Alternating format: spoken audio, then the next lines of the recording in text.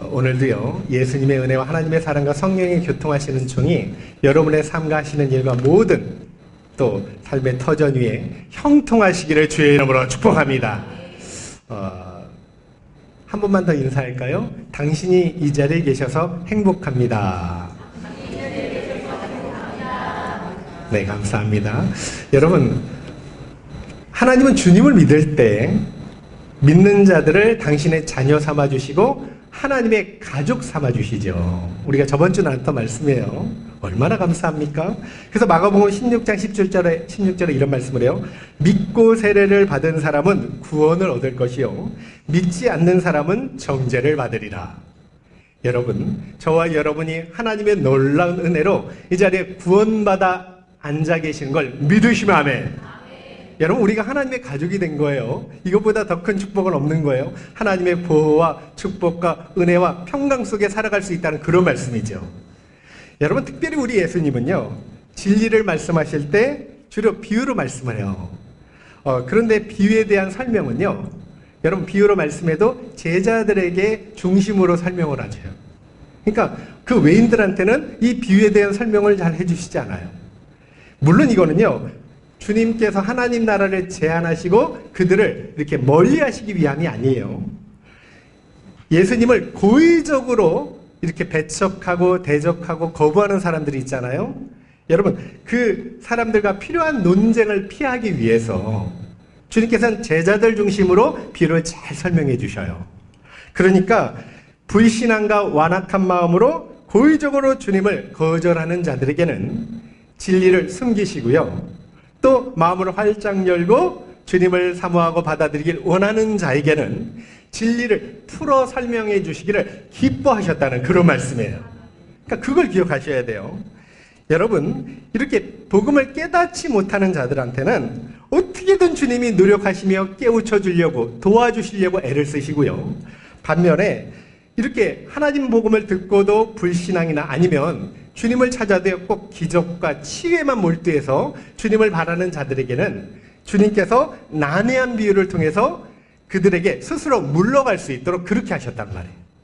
그러니까 저와 여러분이 이 자리에 주의 말씀을 사모하심으로 앉아있다는 자체가 복이 되는 줄 믿으시기를 주의 이름으로 축복합니다.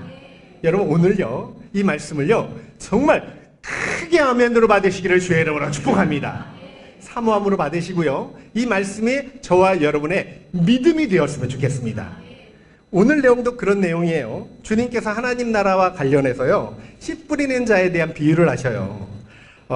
그리고 제자들에게 잘 설명해 주시는데, 4가지 땅에 떨어진 씨 비유에 대한 말씀이죠. 우리 이제 구체적으로 한번 살펴볼게요. 1절, 2절 같이 한번 봉독하겠습니다. 자, 시작. 예수께서 다시 바닷가에서 가르치시니 큰 무리가 모여들거늘 예수께서 바다에 떠있는 배에 올라앉으시고 온 무리는 바닷가 요지에 이르라. 이에 예수께서 여러 가지를 비유로 가르치시니 그 가르치시는 중에 그들에게 이르시되.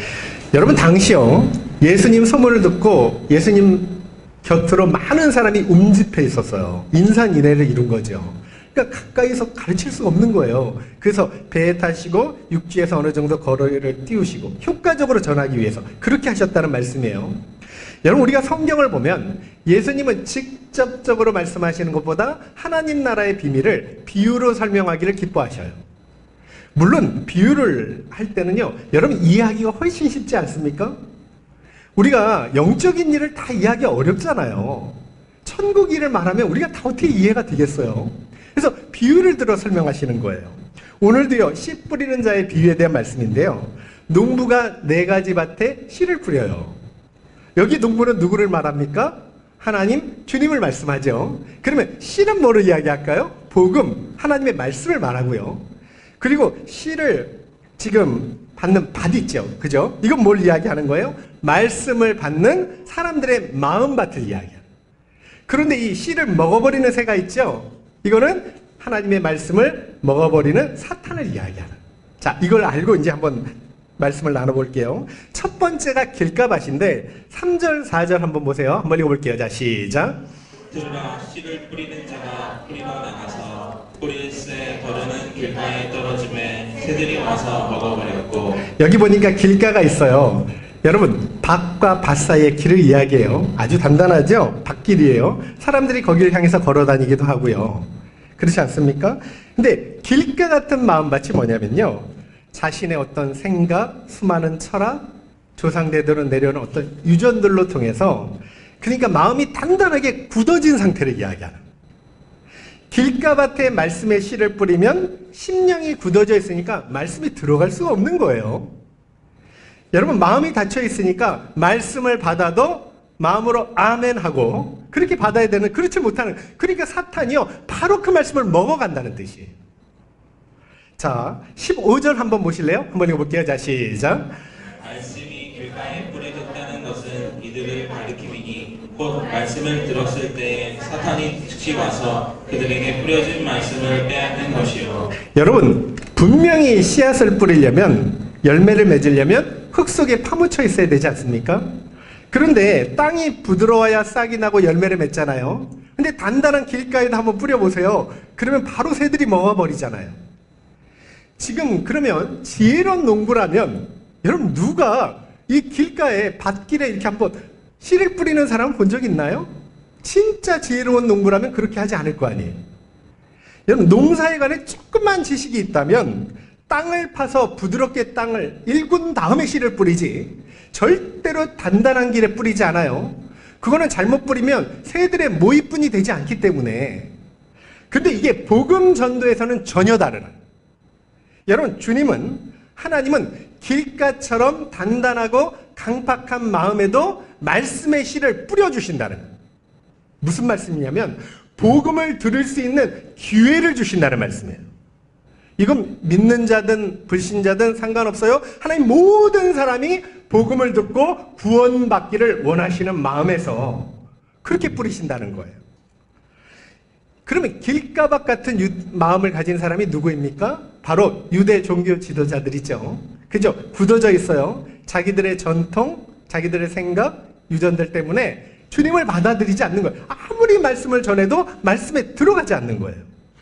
여러분, 결국 그들이 믿는 게 뭐냐면 하나님의 말씀이나 계명이 아니라 자기들이 대대로 조상 때부터 섬겨왔던 어떤 유전, 그죠? 자기 생각, 철학, 이런 걸 믿고 있는 거죠. 그러니까 예수님을 배척한 거예요.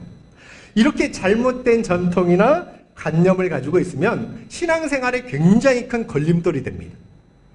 여러분, 설령 하나님이 명령하실지라도 우리가 개혁을 하기를 주저하게 되고요. 그죠? 말씀조차 변화되기를 정말 그렇게 주저하게 된다는 그런 말씀이죠. 이런 잘못된 관념과 선입견이 있다면 이 시간에 예수 그리스도의 이름으로 떨쳐버리실 수 있기를 주의 이름으로 축복합니다. 여러분, 하나님 말씀에 그래서 단순할 필요가 있어요. 그러니까 말씀을 있는 그대로 순수하게 받는 거예요. 하나님이 말씀이 죽는다 그러면 죽으시는 줄 믿으시고요.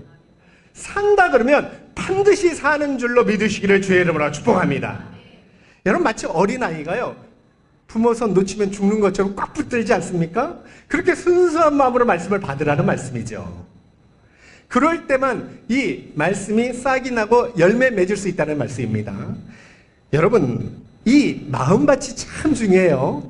그러니까 아무리 귀한 말씀을 들려도요, 어떤 마음밭을 가지고 있느냐에 따라서 전혀 달라지는 거예요. 말씀을 들을 때 마음이 열리지 않으면 이 시간도요, 아무리 좋은 말씀이라 할지라도 사탄이 금방 먹어버릴 수밖에 없다는 거죠. 근데 저는 확신하는 게 있어요. 이 자리에 계신 분들은 길가밭 같은 마음을 가지고 계시지 않는 줄로 믿습니다. 길가밭이면 여기 앉아 계시지도 않겠죠. 그렇지 않습니까? 여러분, 이제는 돌밭을 이야기 한번 보세요. 자, 5, 6절입니다. 자, 시작. 너는 흙이 얕은 돌밭에 떨어지매 흙이 깊지 아니하므로 곧 싹이 나오나 해가 돋은 후에 타서 뿌리가 없으므로 말랐고. 여기 보니까 돌밭이요, 이 돌들이 많은 밭이 아니에요. 바위로 이렇게 지층이 있고요, 그 위에 흙으로 살짝 덮여 있는 걸 돌밭이라고 이야기해요. 여러분, 돌밭은 겉에서 볼 때는 흙이 얇게 덮여 있으니까 옥토처럼 보여요. 그런데 처음에 이제 씨를 뿌리면 이 돌의 온기를 통해서 또 흙이 있으니까 이렇게 싹이 나긴 해요, 쉽게. 그런데 이 돌에 막혀서 금방 시들어 버립니다. 여러분, 따라서 돌밭 같은 마음이 뭐냐면 굉장히 감정적이고 심지가 굳지 못한 마음을 이야기하는. 이들은 복음을 들을 때는요, 기쁨으로 받아요. 아멘 하고 받습니다.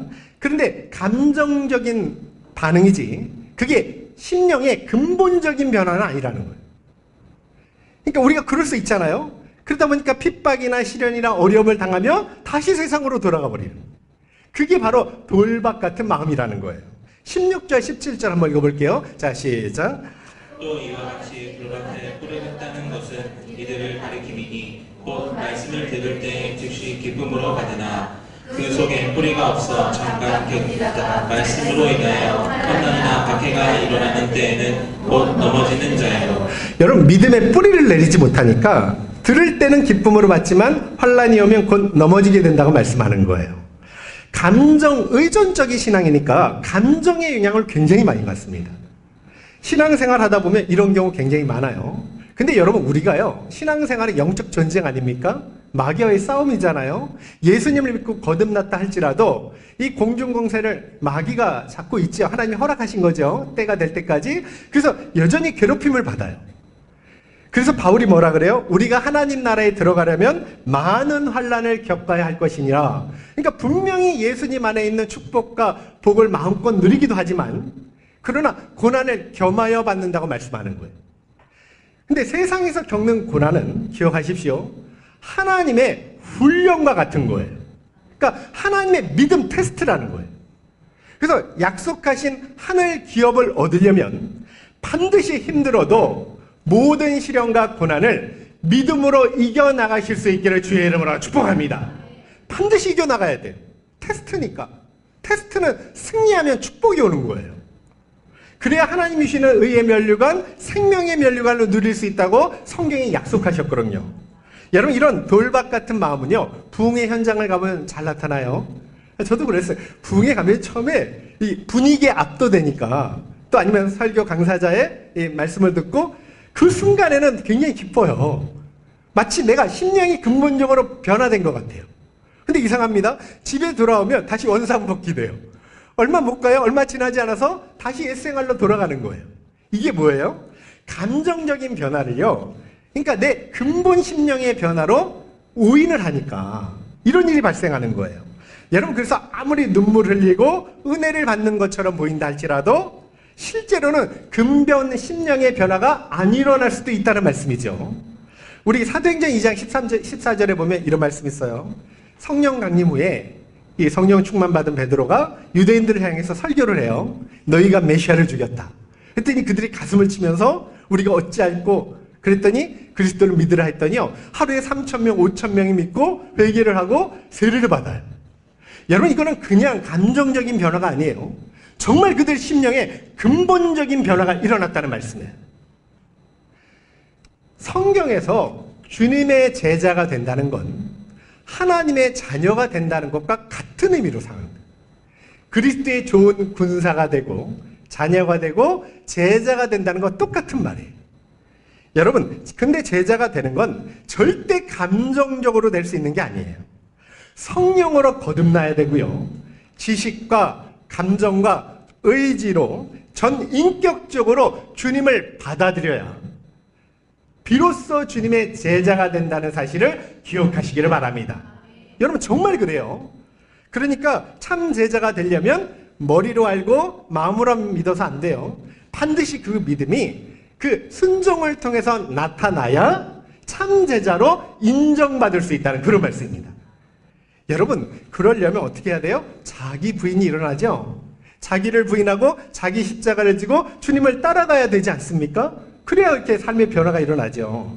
또 그것이 주님께서 말씀하신 유일한 제자의 조건이잖아요. 근데 기억하세요. 이건 인간 노력으로, 수양으로, 훈련으로 되는 게 아니에요. 오직 하나님의 영으로만 되는 줄로 믿습니다. 그러니까 성령이 임하시면 근본적으로 심령의 변화가 일어나고요, 또 더 나아가서 우리가 할 수 있는 힘을 주시기 때문에 그때부터 비로소 처음부터 잘 되는 거 아니에요. 하나하나 가지치기에 나가면서 주님의 말씀을 살아가려고 노력하는 사람이 된다는 그런 말씀이에요. 여러분, 이게 얼마나 복된 일인지 몰라요. 그 자체가 성령이 임한 사람이에요. 이런 이유로요, 아무리 신앙생활 오래 할지라도 자기 부인이 일어나지 않는 경우도 있고요. 또 초신자인데도 불구하고 자기를 부인하고 주님을 따라가는 복된 사람도 있다는 말씀이에요. 여러분, 우리 모두의 심령이 정말 자신을 부인하고 주님을 따라가는 복된 제자들이 되시기를 주의 이름으로 축복합니다.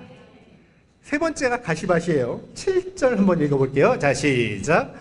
더러는 가시떨기에 떨어짐에 가시가 자라 기운을 마음으로 결실하지 못하고. 여기 보니까 가시밭이 뭐냐면요, 토양 자체는 굉장히 비옥해요. 그러니까 흙은 되게 좋은데 가시 덩굴이 박혀있는 맛이에요. 그러니까 가시 기운에 막혀서 열매를 맺지 못한다는 그런 말씀인데요. 18절과 19절 한번 읽어볼게요. 자, 시작.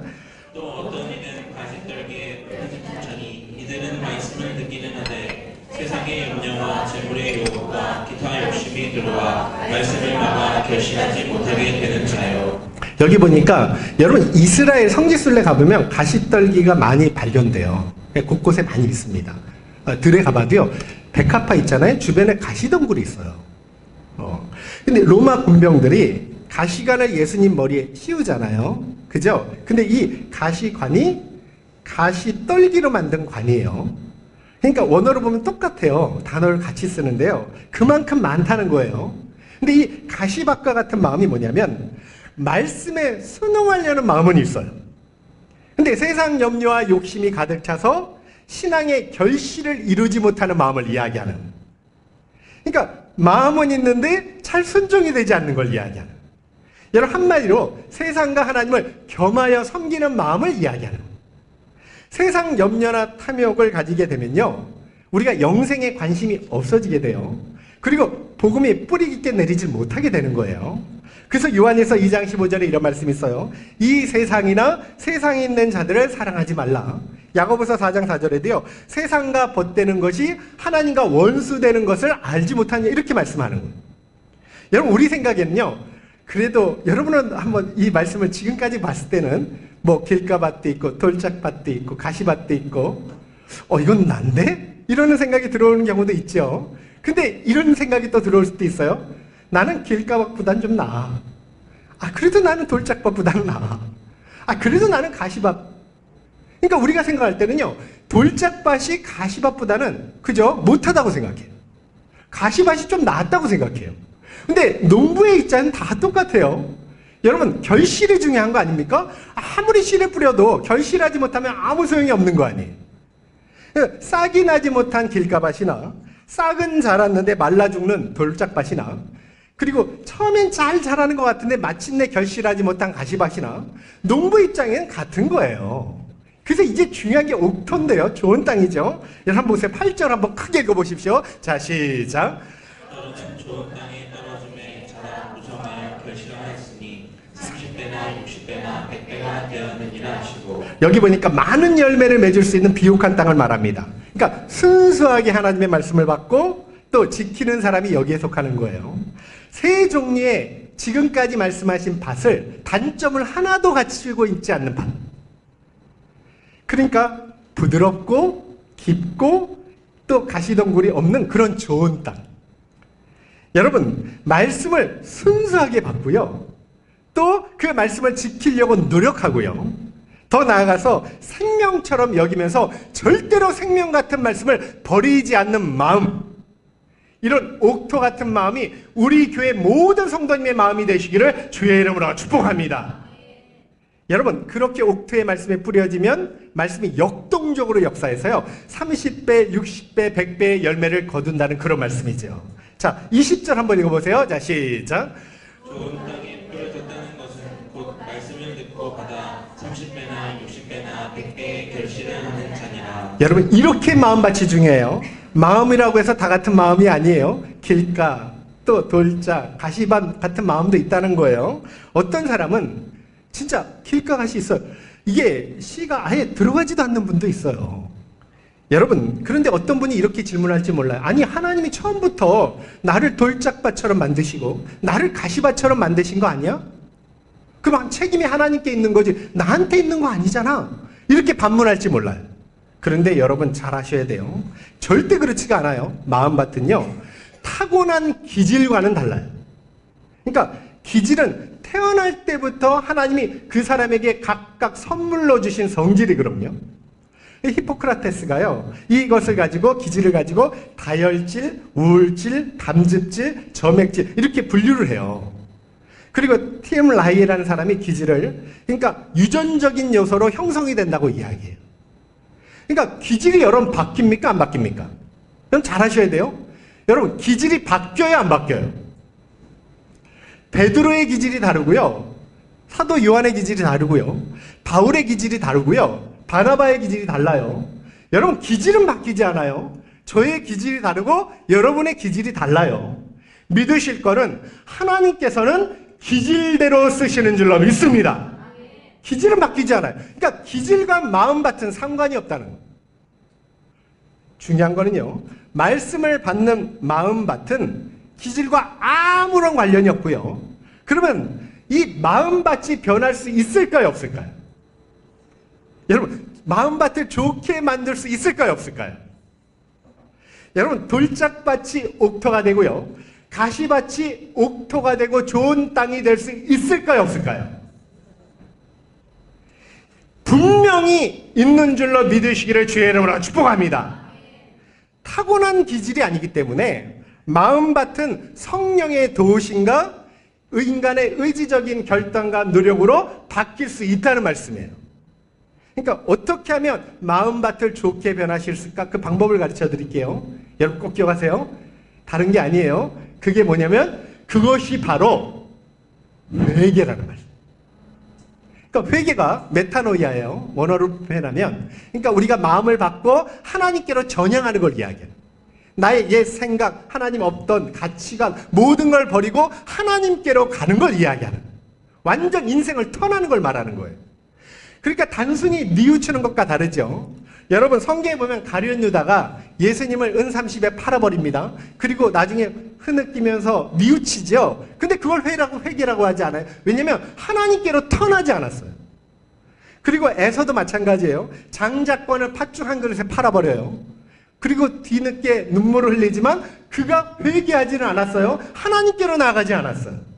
근데 베드로는 달라요. 주님을 3번이나 부인했지만 뜻을 돌이켜서 진짜 회개함으로 하나님께로 나아갔다고 그렇게 말씀하는 거예요. 그러니까 하나님께서 그를 초대교회 기둥처럼 끝까지 귀히 쓰이는 그릇으로 만들어 주시잖아요. 여러분 이 세상에 완전한 사람 없어요. 그렇지 않습니까? 그런데 오직 2종류의 회개하는 사람, 회개하지 않는 사람만 있을 뿐이에요. 회개는요, 하나님께 마음을 돌이키고 뜻을 완전히 고정시키는 거예요. 이렇게 회개하면 사란 마음밭을 옥토처럼 바꿔주실 줄로 믿습니다. 그걸 믿으시라는 거예요. 여러분 진정 삶의 열매를 맺기 원하신다면, 심령을 옥토처럼 바꾸기를 원하신다면 이 시간 주님의 말씀의 은혜를 통하여 죄악된 세상에서 떠나는 진정한 참 회개가 일어나는 은혜가 있기를 주의 이름으로 축복합니다. 회개를 해야 주님 말씀대로 30배, 60배, 100배의 열매를 거둘 수 있으니까. 여러분 하나님은 오늘도요 모든 성도들이 신앙 열매를 맺길 원하셔요. 오늘도요 풍성한 열매를 맺으면서 하나님의 기쁨이 되길 원하셔요. 그럼에도 우리가 길가처럼 단단해져 있진 않는지, 그죠? 돌짝밭처럼, 그죠? 또 시련에 약하지 않은지, 또 아니면 또 가시밭처럼 세상 염려, 재리 유혹 때문에 넘어가 있진 않는지 잘 살피는 게 중요하죠. 여러분 그래서요 누구든지 이 시간 회개할 수만 있다면 분명히 하나님께서는 그 마음을 바꿔주셔서 성령으로 새롭게 하여 주셔서 하나님 앞에 귀히 쓰임받는 금그릇처럼 사용하게 하여 주실 줄로 믿습니다. 이런 이유로요 말씀을 들어도 열매를 맺지 못한다면 필경 회개 문제가 있는 거예요. 그래서 회개를 통해 하나님께 전향할 수만 있다면 그것처럼 복된 일이 없다는 말씀이죠.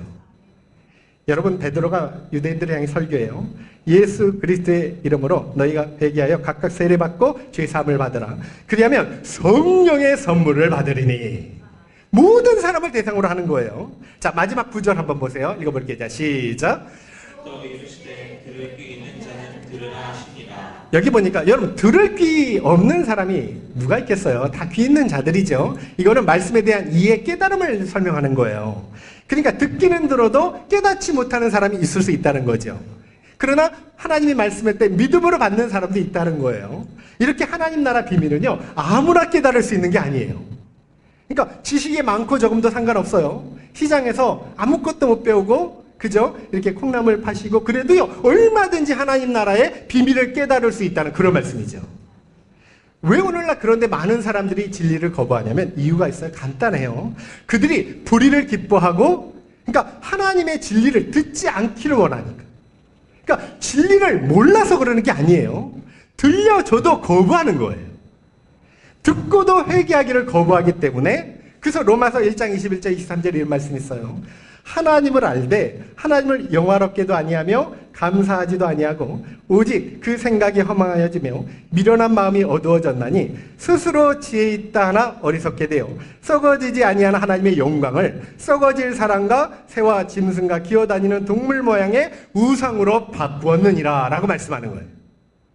여러분, 우리가 신령한 지식을 가지게 된 것을 복 중에 복이라고 생각하셔야 됩니다. 이거보다 더 큰 복이 없어요. 여러분, 하나님께서 먼저 은혜를 주셔야 되고요. 우리가 그 은혜를 믿음으로 받아야 되니까, 그래야 가능한 거니까 얼마나 큰 축복이에요. 예수님께서 제자들에게 너희는 나를 누구라 하냐 했더니 베드로가 뭐라고 고백해요? 주는 그리스도시요 살아계신 하나님의 아들입니다. 그랬더니 주님이 굉장히 기뻐하면서 요나의 아들 시몬아, 이것을 내가 알게 한 것은 혈육이 아니라 하늘 아버지께서 너에게 알게 하신 것이라고 기뻐 말씀하시잖아요. 그러니까 우리 능력으로 하는 게 아니에요. 성령의 능력으로 우리를 알게 하셨다는 그런 말씀이에요. 얼마나 감사한 일이에요. 근데 중요한 게 있어요. 여러분, 우리가요, 아무리 하나님의 말씀을 받았다 할지라도, 이렇게 가지고 있다 할지라도 세상 욕심과 미련이 들어오는 순간에 그 말씀을 사탄이 빼앗아가고 먹어버릴 수도 있다는. 실제 요한복음 13장 2절에요. 마귀가 벌써 시몬의 아들 가룟 유다의 마음에 예수를 팔려는 생각을 넣었다고 말씀하는. 그러니까 말씀을 은혜로 받으면, 아멘으로 받으시면 그 말씀을 잃어버리지 않도록 잘 간직하는 것이 그렇게 중요하다는 그런 말씀이에요. 여러분, 말씀을 생명처럼 여기실 수 있기를 주의 이름으로 축복합니다.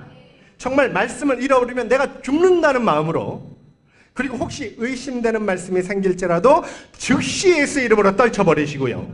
세상 유혹이나 욕심, 염려가 들어올 때 자라가지 못하도록 정말 성령의 소욕을 쫓아 살아갈 수 있는 은혜가 있기를 주의 이름으로 축복합니다.